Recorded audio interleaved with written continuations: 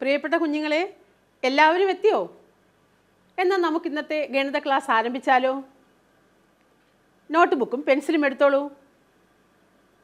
ദാ ഇനി ഈ ബോർഡിലേക്ക് നോക്കൂ. ഇവിടെ ടീച്ചർ 9 കുത്തുകൾ ഇട്ടിട്ടുണ്ട്. നിങ്ങളുടെ നോട്ട് ബുക്കിലും അതുപോലെ 9 കുത്തുകൾ രേഖപ്പെടുത്താമോ? ഇനി ടീച്ചർ പറയുന്ന കാര്യം ശ്രദ്ധിച്ച് കേൾക്കൂ. ഈ 9 കുത്തുകളെയും 4 വരകൾ കൊണ്ട് യോജിപ്പിക്കണം. ഒന്നാമത്തെ കാര്യം, ഈ 9 കുത്തുകളെയും 4 വരകൾ കൊണ്ട് യോജിപ്പിക്കണം. രണ്ടാമത്തെ കാര്യം, ഒരു കുത്തിൽ നിന്ന് വരച്ചു തുടങ്ങിയാൽ പിന്നെ കൈയെടുക്കാൻ പാടില്ല. 9 കുത്തുകളും 4 വരകൾ കൊണ്ട് യോജിപ്പിച്ചതിന് ശേഷം മാത്രമേ പെൻസിൽ ബുക്കിൽ നിന്ന് എടുക്കാവൂ. ഒന്നുകൂടി പറയാം, 9 കുത്തുകളുണ്ട്. ഈ 9 കുത്തുകളെയും 4 വരകൾ കൊണ്ട് യോജിപ്പിക്കണം. അതിന് ചില നിബന്ധനകളുണ്ട്. ഒരു കുത്തിൽ ഒരു പ്രാവശ്യമേ പെൻസിൽ വരാവൂ. ഒരിക്കൽ വരച്ചു തുടങ്ങിയാൽ ഈ 9 കുത്തുകളെയും യോജിപ്പിക്കുന്നത് വരെ പെൻസിൽ നോട്ട് ബുക്കിൽ നിന്ന് എടുക്കാൻ പാടില്ല. ഒന്ന് ശ്രമിച്ചു നോക്കാം. വരച്ചു നോക്കൂ. കഴിയുന്നുണ്ടോ? ഇല്ലേ? എന്നാൽ ടീച്ചർ ഒന്ന് വരച്ച് കാണിക്കാം. എല്ലാവരും ഒന്ന് ബോർഡിലേക്ക് നോക്കൂ. ദാ ടീച്ചർ ഇവിടെ നിന്ന് തുടങ്ങുന്നു.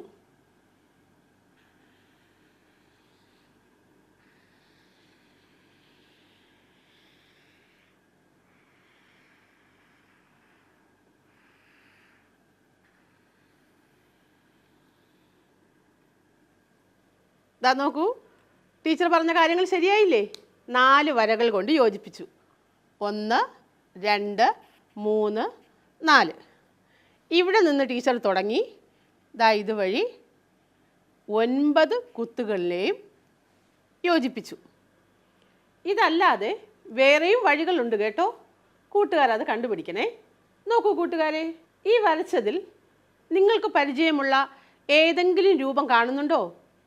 ഒന്ന് നോക്കൂ. ആ, ശരിയാണ്, ത്രികോണം അല്ലേ? ട്രയാങ്കിൾ. ഒരു ട്രയാങ്കിളാണ് നമുക്കിവിടെ കാണാൻ കഴിയുന്നത്. അപ്പോൾ ഇന്നത്തെ ക്ലാസ് നമുക്ക് ത്രികോണത്തെക്കുറിച്ചായാലോ? എല്ലാവരും റെഡിയല്ലേ? കഴിഞ്ഞ ദിവസം ടീച്ചർ പറഞ്ഞിരുന്നു നമുക്ക് ചുറ്റും ധാരാളം രൂപങ്ങളുണ്ടത്. നിങ്ങളത് നിരീക്ഷിക്കുകയും നോട്ട് ബുക്കിൽ രേഖപ്പെടുത്തുകയും ചെയ്തു. ഏതൊക്കെ രൂപങ്ങളായിരുന്നു? ത്രികോണങ്ങൾ, ചതുരങ്ങൾ, വൃത്തങ്ങൾ അല്ലേ? Circles, rectangles, triangles. നമുക്ക് ചുറ്റും ധാരാളം സർക്കിൾസും റെക്റ്റാങ്കിൾസും ത്രികോണങ്ങളും ഒക്കെ കണ്ടു അല്ലേ? ഇതുവരെ നാം ശ്രദ്ധിക്കാതിരുന്ന കാര്യങ്ങളാണ് ഇപ്പോൾ മുതൽ ശ്രദ്ധിച്ചു തുടങ്ങിയത്. ഇനി ത്രികോണ രൂപത്തിലുള്ള ചില കാര്യങ്ങൾ നിങ്ങളെ ഞാൻ പരിചയപ്പെടുത്താം. ഇതാ നോക്കൂ, ഇതെന്താണ്? നമുക്ക് പരിചയമായൊരു പലഹാരമാണല്ലേ, സമൂസ. സമൂസയുടെ ആകൃതി ഒന്ന് ശ്രദ്ധിക്കൂ. ത്രികോണാകൃതിയാണ്, ട്രയാങ്കിൾ ഷേപ്പ്. ഇനി ത്രികോണാകൃതിയുള്ള എന്തെങ്കിലും സാധനങ്ങൾ നിങ്ങൾക്ക് പറയാൻ കഴിയുമോ? ശരിയാണ്. എന്താണ്? പടക്കം, ഓലപ്പടക്കം അല്ലേ? ഇതാ നോക്കൂ, ദാ പല വലുപ്പത്തിലുള്ള ഓലപ്പടക്കങ്ങൾ. ഇവയെല്ലാം ഏതാകൃതിയാണ്? ത്രികോണാകൃതിയാണ്. ഇനി ത്രികോണാകൃതിയിൽ വേറെ എന്തെങ്കിലും കൂട്ടുകാർ കണ്ടിട്ടുണ്ടോ? സ്കൂളിൽ പോകുമ്പോൾ എന്തെങ്കിലും നമ്മൾ ശ്രദ്ധിച്ചിട്ടുണ്ടോ? സ്കൂളിൻ്റെ മുൻപിലായിട്ട് റോഡ് സൈഡിൽ, അതെ അതെ ശരിയാണ്, സിഗ്നൽ അല്ലേ? സിഗ്നൽ ത്രികോണാകൃതിയിലുണ്ട്. നിങ്ങളുടെ സ്കൂളിൻ്റെ മുൻപിൽ ത്രികോണാകൃതിയിലൊരു സിഗ്നൽ ഇല്ലേ? ആ ശരിയാണ്. അതിൽ ചിത്രം എന്താണ്? ഒരു കുട്ടി ഓടുന്ന ചിത്രം അല്ലേ? അതെന്തിനെ സൂചിപ്പിക്കുന്നു? അടുത്തൊരു സ്കൂളുണ്ട്, വാഹനങ്ങളിൽ പോകുന്നവർ ശ്രദ്ധിച്ചു പോകണം എന്ന് സൂചിപ്പിക്കുന്നതിനാണ് ആ സിഗ്നൽ അവിടെ സൂചിപ്പിച്ചിരിക്കുന്നത്. ത്രികോണാകൃതിയിൽ എന്തിനാണ് ആ സിഗ്നൽ? അതാണ് ഒരു പ്രത്യേകത.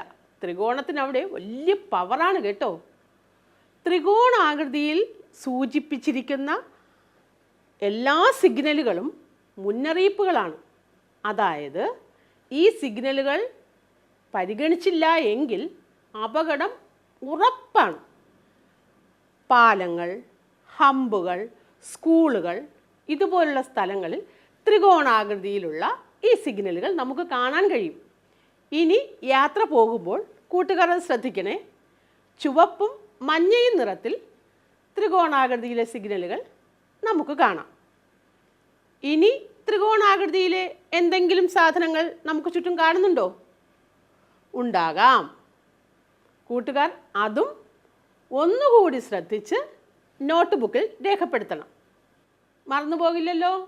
കൂട്ടുകാരെ, ത്രികോണാകൃതിയിലുള്ള പലഹാരങ്ങളും സാധനങ്ങളും നാം പരിചയപ്പെട്ടു കഴിഞ്ഞു അല്ലേ? ഇനി നമുക്കൊരു ത്രികോണം ഉണ്ടാക്കിയാലെന്താ? ഉണ്ടാക്കാം. വായുവിൽ ഒരു ത്രികോണം വരച്ചു നോക്കൂ. ദാ ഇങ്ങനെ വരച്ചോ. ഒന്നുകൂടി ദാ ഇങ്ങനെ അല്ലേ? ഈ ത്രികോണം നമുക്കുണ്ടാക്കിയാലോ? ഉണ്ടാക്കാം. റെഡിയല്ലേ? അങ്ങനെയാണെങ്കിൽ ഞാനൊരു കാര്യം ചോദിക്കട്ടെ. ഒരു ത്രികോണം ഉണ്ടാക്കണമെങ്കിൽ ഏറ്റവും കുറഞ്ഞത് എത്ര കമ്പുകൾ വേണം?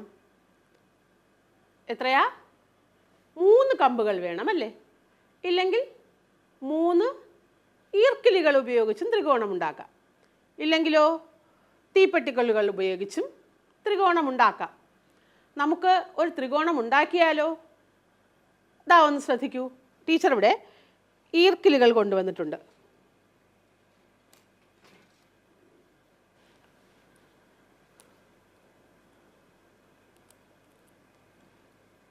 ഈ ഈർക്കിലുകൾ നമുക്ക് ഇങ്ങനെ യോജിപ്പിച്ച് ഒട്ടിച്ച് ത്രികോണം നിർമ്മിക്കാം.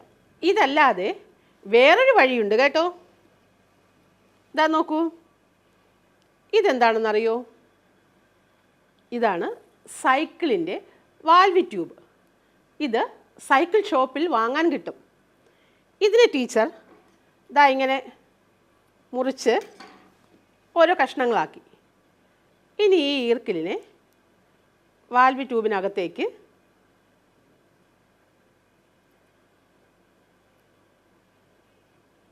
ഇതാ ഇങ്ങനെ കയറ്റും.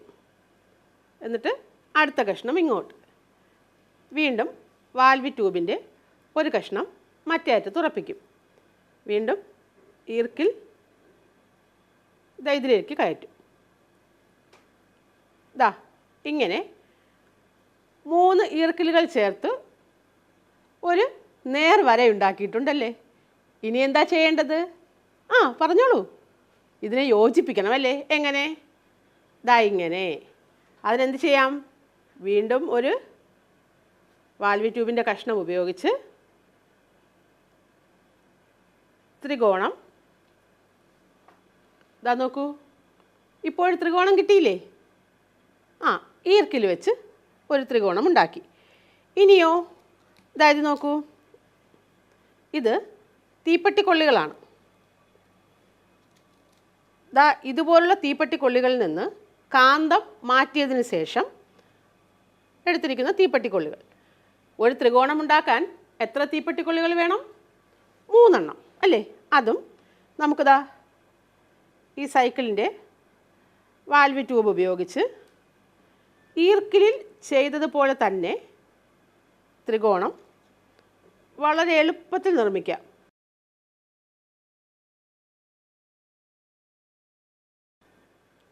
ഇതാ നോക്കൂ. എത്ര ഭംഗിയുള്ളൊരു ത്രികോണം അല്ലേ? മറ്റൊരു ത്രികോണം. ഇനിയോ, ഇനി സാധാ വാൽവ് ട്യൂബ് കിട്ടിയില്ല, വിഷമിക്കണ്ട, തീപ്പെട്ടിക്കൊള്ളി കിട്ടുന്നുണ്ടല്ലോ. ദാ ആ തീപ്പെട്ടിക്കൊള്ളികൾ ഇങ്ങനെ ചേർത്ത് വച്ചും നമുക്ക് ത്രികോണങ്ങൾ നിർമ്മിക്കാൻ കഴിയും. ഈ തീപ്പെട്ടിക്കൊള്ളികൾ നോട്ട് ബുക്കിൽ ഒട്ടിച്ചു വെച്ചാലും ത്രികോണങ്ങളാകാം. ഇതുപോലെ ധാരാളം ത്രികോണങ്ങൾ നിർമ്മിച്ച് ഒത്തിരി രൂപങ്ങൾ നമുക്ക് ഉണ്ടാക്കിയെടുക്കാൻ കഴിയും. കൂട്ടുകാരെ, നാം പറഞ്ഞു ഒരു ത്രികോണം നിർമ്മിക്കണമെങ്കിൽ ഏറ്റവും കുറഞ്ഞത് എത്ര കമ്പുകൾ വേണം? 3. അതായത് ഗണിത ഭാഷയിൽ പറഞ്ഞാൽ ഒരു ത്രികോണത്തിന് 3 വശങ്ങളുണ്ട്. ദാ ഒന്നാമത്തെ വശം, രണ്ടാമത്തെ വശം, മൂന്നാമത്തെ വശം. 3 sides, 3 വശങ്ങൾ. Triangle have 3 sides. ത്രികോണത്തിന് 3 വശങ്ങളുണ്ട്. ത്രികോണത്തിന് എത്ര വശങ്ങളാണ്?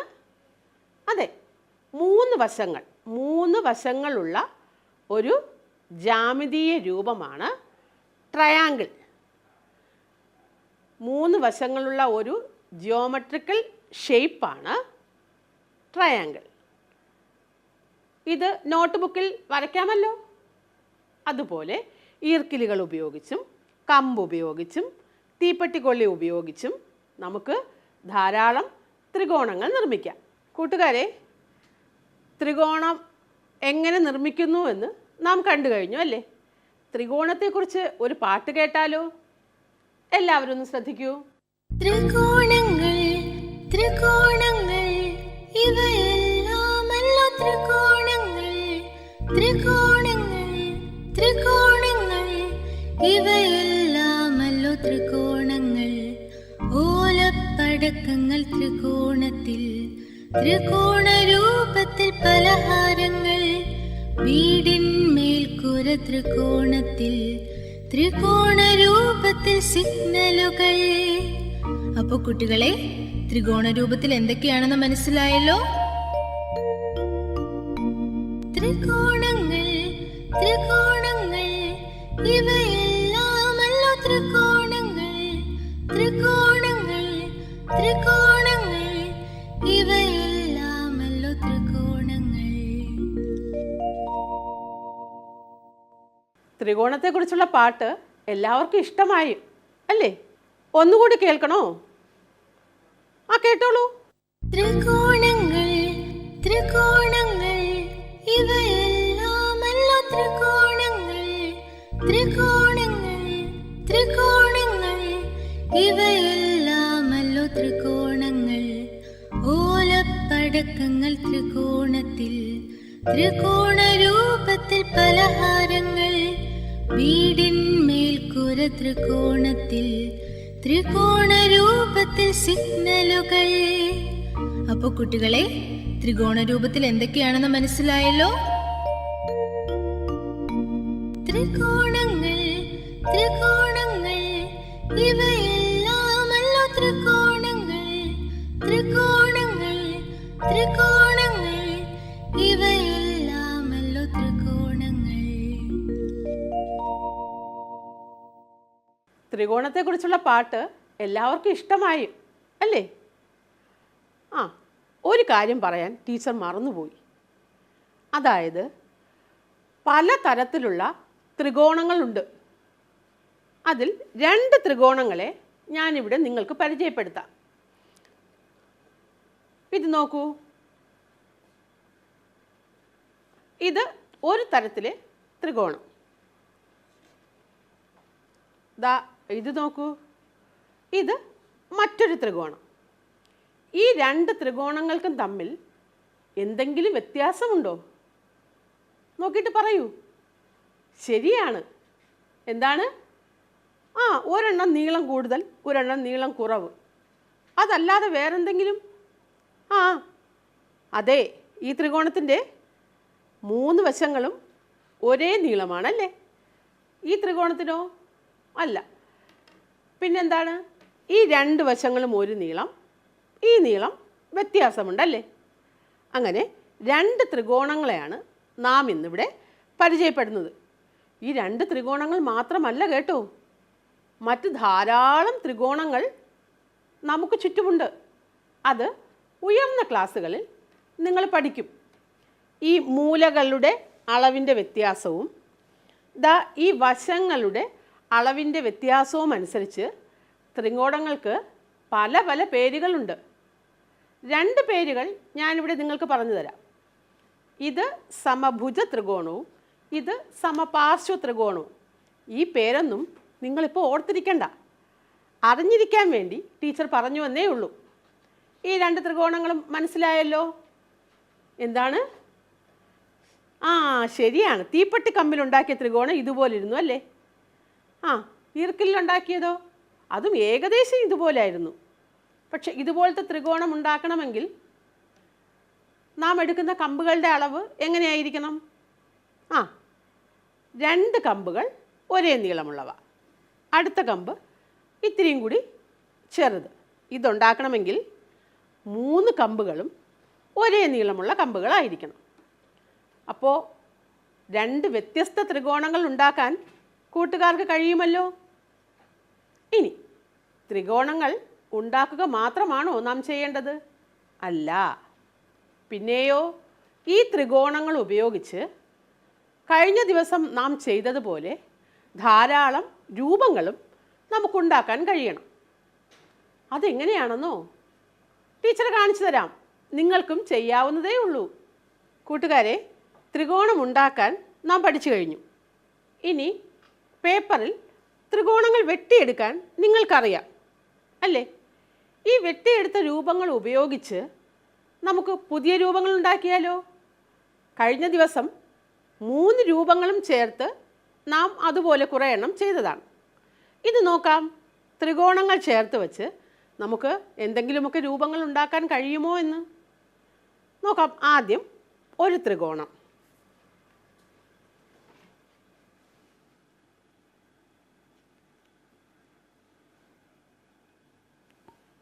ഇനി നോക്കൂ, 2 ത്രികോണങ്ങൾ ചേർത്ത് വെച്ച് മറ്റൊരു രൂപം.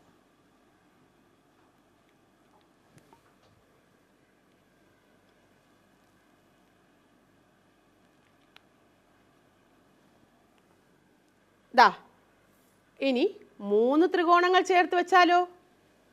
നോക്കാം.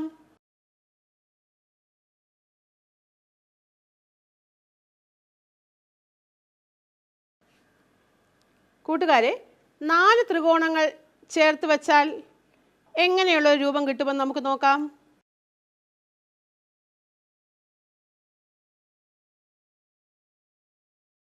ദാ 4 ത്രികോണങ്ങൾ ചേർത്ത് വെച്ചപ്പോൾ എന്താ നമുക്ക് കിട്ടിയത്? അതെ, ഒരു റെക്റ്റാങ്കിൾ അല്ലേ? ഇനി ടീച്ചർ 5 ത്രികോണങ്ങൾ ചേർത്ത് വയ്ക്കുന്നു.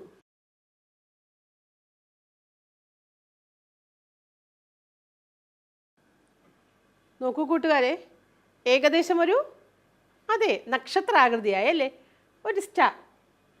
ഇനി നമുക്ക് 6 ത്രികോണങ്ങൾ കൂടി ചേർത്ത് വെച്ച് നോക്കാം എന്ത് കിട്ടുന്നു എന്ന്. ശ്രദ്ധിക്കൂ.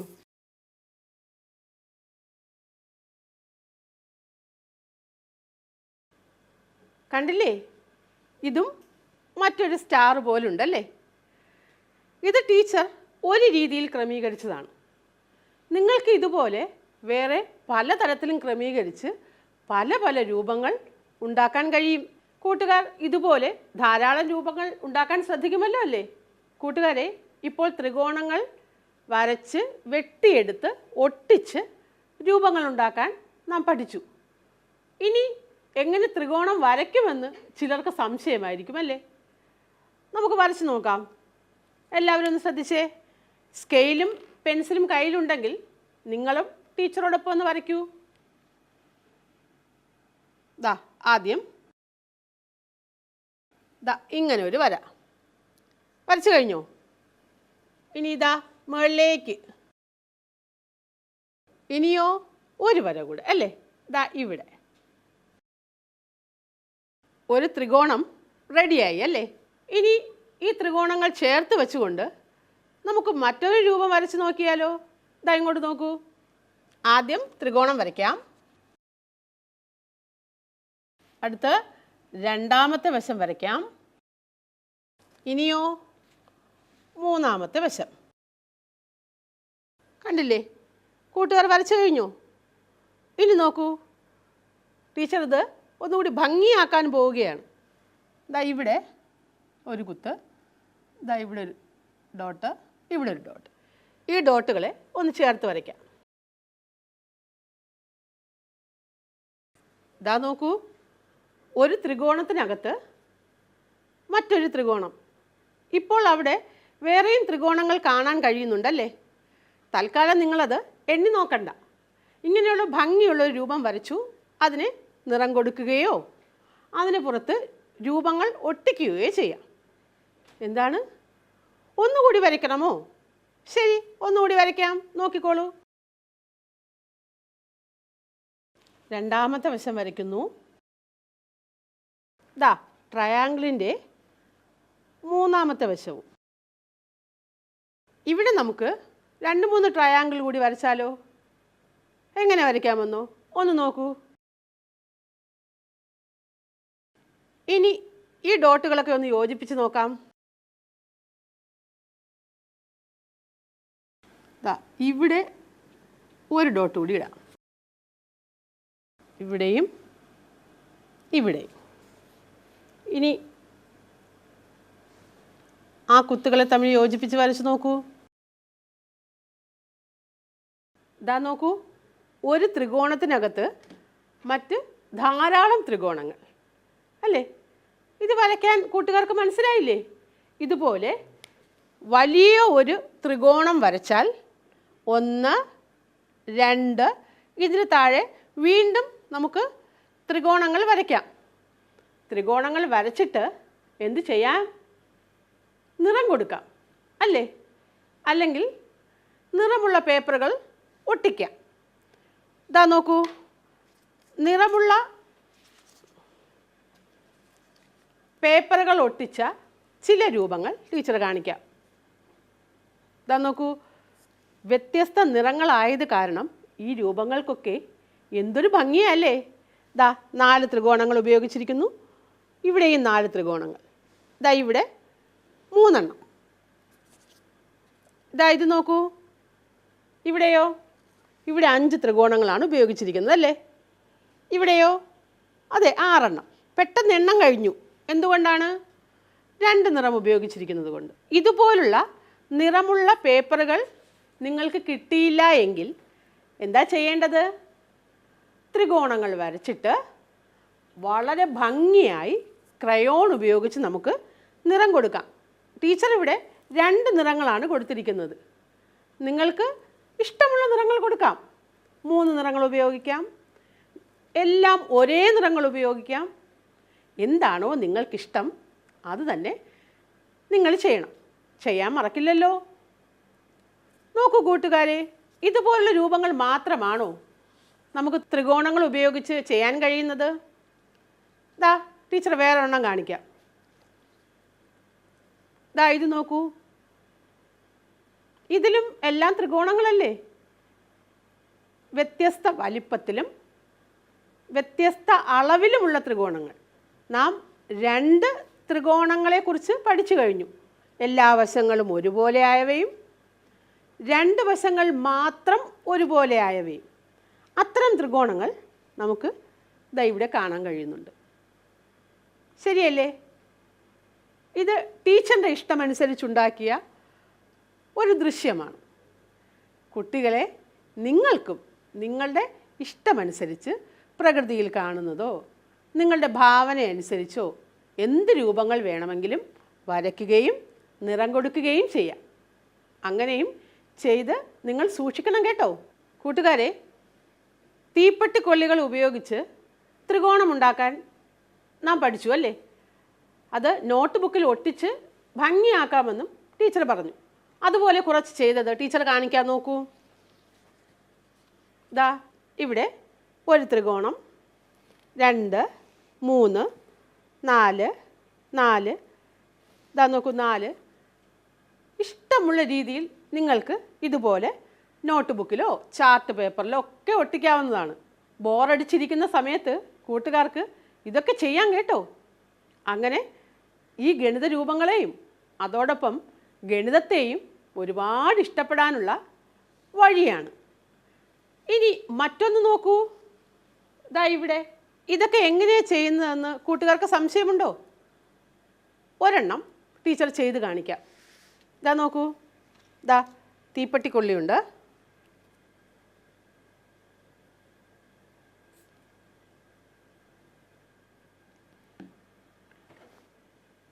തീപ്പെട്ടിക്കൊള്ളിയിൽ പച്ച തേച്ച്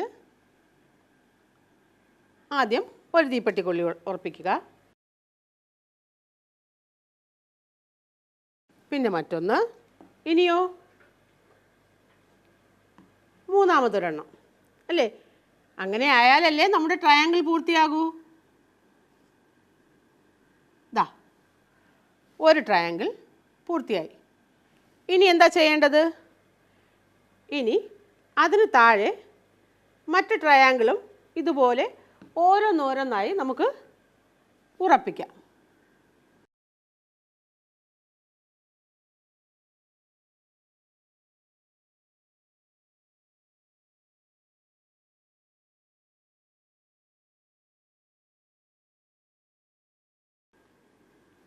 ഇതാ നോക്കൂ കൂട്ടുകാരെ, ഇതാ ഈ ചിത്രത്തിൻ്റെ ഇത്രയും ഭാഗങ്ങളാണ് ടീച്ചർ ഇവിടെ ചെയ്തത്.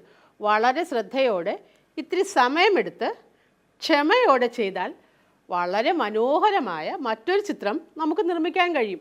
ഇനിയോ അടുത്ത് 3 ത്രികോണങ്ങളാണ് ഇതിന് താഴെ വയ്ക്കേണ്ടത് അല്ലേ? നമ്മുടെ പേപ്പറിൻ്റെ വലിപ്പം അനുസരിച്ച് ത്രികോണങ്ങളുടെ എണ്ണം കൂട്ടിക്കൂട്ടി ഈ രൂപം നമുക്ക് വളരെ ഭംഗിയാക്കാം. കൂട്ടുകാരെ, ത്രികോണങ്ങളുടെ ധാരാളം വിശേഷങ്ങൾ നാം ഇന്ന് കണ്ടു, കേട്ടു, വരച്ചു, അറിഞ്ഞു അല്ലേ? ഇനി കൂട്ടുകാർക്കും ഇതുപോലെ ചെയ്യാമല്ലോ. നിങ്ങളുടെ പാഠപുസ്തകത്തിലെ 54-ാമത്തെ പേജിൽ ത്രികോണങ്ങളുടെ ചില വിശേഷങ്ങളുണ്ട്. കൂട്ടുകാരത് വെട്ടിയെടുത്ത് ഒട്ടിക്കുകയും നിറം കൊടുക്കുകയും ഒക്കെ ചെയ്യണം കേട്ടോ. അതുകൂടാതെ നിങ്ങൾക്കിഷ്ടമുള്ള രൂപങ്ങളും ഈ ത്രികോണങ്ങൾ ഉപയോഗിച്ച് നമുക്ക് ചെയ്യാം. അപ്പോൾ അടുത്ത ക്ലാസ്സിൽ മറ്റൊരു രൂപത്തിൻ്റെ വിശേഷങ്ങളുമായി നമുക്ക് വീണ്ടും കാണാം.